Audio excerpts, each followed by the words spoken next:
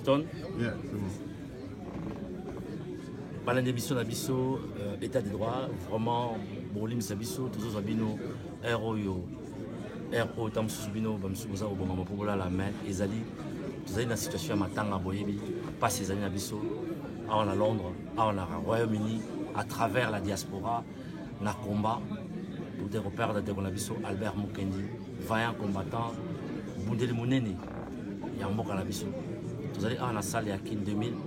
Esika oyo bandeko baza kouta bipai na bipai pona kokabola mawa na libota pona kokabola mawa na biso libota kaka te po biso pe toza libota eza libota biologique te biso pe toza libota na yango naza na pembeni na ngai ba ndeko na biso sergent Mokrekesi Never Die James Bond 007 Never Die aza pembeni na ngai na mopanzi oyo ya loboko mwasi Papa Ngoma mokambi ya communauté bazali na message bapesa bino parce que boza kobenga biso boza komitunaka akufi na nini bomoni ba photo na kati ya Facebook partout aotindela bino yango tomizo mo précision na part ya bato oyo bazalaki na proche bato oyo bazali kokamba mangomba ndenge na ndenge Papa Ngoma vraiment bolimbisi moke na zuyo à pied levé mais ba photo ezali ko circuler na internet na Facebook na WhatsApp na biso ya ndeko Albert photo na ils ont honoré été ils ont honoré publicité bato au kamwa akufi na nini ba kunsu balobi ba télé poison ba kunsu balobi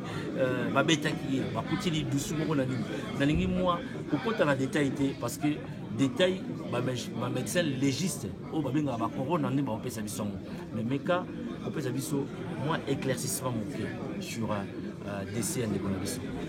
Voilà, merci journaliste. Il y a maintenant une réponse à la question. Dans le Baïté, parole. Ce n'est pas à titre personnel. Matanga ya Mukendi, Ezali Matanga, non seulement famille biologique, où toujours travailler en synergie ensemble, mais Ezali P, il y a famille politique, Ezali IDPS, et puis Azali P, Moutuya, société civile, puisque Azaki est organisation des droits de l'homme, donc c'est là où moi j'interviens, dans le sens où on va intervenir dans le cadre de la société civile. Et puis Azali P, combattant, voilà pourquoi pour moi, Sergent Moukrekese, dans le plateau, dans le cadre de Mukendi, Azali entouré de groupe Panagnos. Alors, la réponse, la question là, c'est pénible. C'est pénible. On dirait toujours tout le monde et comme il y a l'air à tout moment, on joue photos, on joue images, malamoko balancé, sans savoir qu'est-ce que ça peut faire sur le plan psychologique dans la. Alors, et là, je commence d'abord par Nenka Olobi, dénonçant les habiletés. Les habiletés, ça fait partie de la médiocrité que nous n'acceptons pas. Par contre, je crois qu'on ne cesse de le dire. Une chose est vraie, c'est que ça, c'est une évidence. Une idée sur la date, à Koufaki quand à peu près. Bon, jusque-là, on est en train de parler. Mon message est les bisous jeudi dans tout. Mais parce que Bana va benga benga, on a une évidence. Toujours une évidence. Bana va benga benga, bazo joa papate, ba benga ki donc mardi, bazo joa papate, ba benga mercredi, bazo joa papate. Ndé jeudi, ba ki ne ba benga police. Police c'est afongolinda ne ba yokomona corps. Quant à savoir quand est-ce qu'il est décidé, n'est pas point d'intérêt que les gens ne soient pas pressés. Ce qui est l'autre, non, il faut qu'il ait dit mardi. C'est juste la supposition. Tu vois, même Ming, ils ont concordé vers entre peut-être mardi ou mercredi. Parce que le 22, ouais, il a dû poster sur Facebook quelques photos d'anniversaire. Le 22, ça c'était lundi. Lundi, ouais. Lui et les enfants. Voilà pourquoi nous disons que c'est. Quand quelqu'un poste les photos le lundi, cela suppose que le lundi, il était en vie.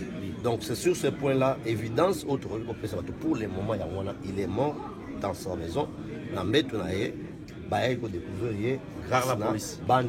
Les enfants qui ont appelé la police. Mais non. Quant à savoir que le corps était décomposé, ça nous pouvons dire non. C'est pas vrai, le corps n'est pas décomposé. La spéculation. Quant à savoir que Akoufi n'a maladie, c'est là où nous disons qu'on attend. Tu n'es pas un médecin.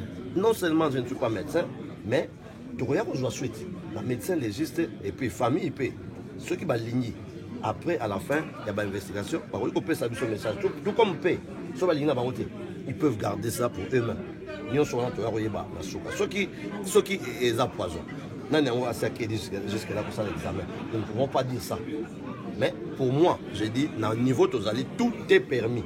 Tout est permis, mais nous n'avons pas le droit de dire que nous avons tout le monde poison. La même question que je pose à vous deux par rapport aux photos. Les photos qui circulent, est-ce que ce sont les photos récentes ou les photos où il y a Kala et les gens veulent lier la photo à la mort? Pour ne pas monopoliser la parole, ici, Sergent Mokekese, James Bonnevedai. Par rapport à la photo, la photo est sika, nandenge yo yebeli yo za mobundeli yo za la kipena ye. Eza ba photo ya sika to ba photo Kala. Ndeka ndeko alobi pour le moment totika makambo tout na ba corona ba sala makambo tout. Ba photo na effectivement le 31 au tourner l'ambassade, to ina na ndeko mukende. Moi ba pela mike zalaki. Zo monango makambo esali ke yo ndeko mukende ndeko alobi to zela autopsie et bima. Et là, vous êtes condamné, Moukié, vous avez posté pour n'importe quoi. Dans le moment où il était congolais. Vous savez, comme nous avons Allemagne, vous avez acquis ce groupe Songolo, c'est long hier, vous avez mal à monter. Au groupe Songolo, vous avez mal à monter. Vous savez pas, donc, il y a comme une étude qui a Koufaki, a Koufi, le roi de tout le Dakar. Vous savez pas, avec un malaise, vous avez connu, vous avez un bon vous savez, avec un malaise, moi, ça dit que dès qu'on a vu sauter, à commencer des malams, tout ça qui est le 31 en marche. Je rappelle d'ailleurs que la dernière fois, Félix Tshisekedi il était bien portant. Le 31, Tomone Bino devant l'ambassade, il était là. Tout le monde était bien portant, mais il était là debout à Namanto Naye. Tout le monde qui va appeler Wanate. Donc, tout le monde va appeler Wanate. Après Mikolo, à son appel Kotoyo, on ne découvre pas qu'il est malade. On ne découvre bien que tout est là. ba corona ba kopesa biso nini ba outcome ya autopsie na ye en accord avec la famille mais bato bazokoma oui eza droit na bango ba